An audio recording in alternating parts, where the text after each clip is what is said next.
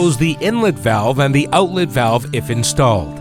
Open the main drain valve and the command filter drain valve to release any trapped water. Locate and open the 2 clamp nuts using the supplied multifunction tool or an equivalent 17mm spanner. Release the nuts until they can move freely. There is no need to release them completely.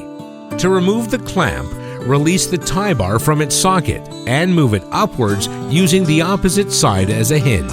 Remove the upper clamp and the lower clamp while supporting the cover with your hand. Remove the filter cover.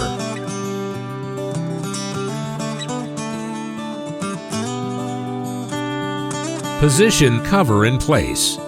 While supporting the cover with your hand, position the upper clamp, making sure the nuts are facing downwards. Attach the bottom clamp to the upper clamp and tighten both nuts using the multifunction tool or an equivalent 17mm spanner.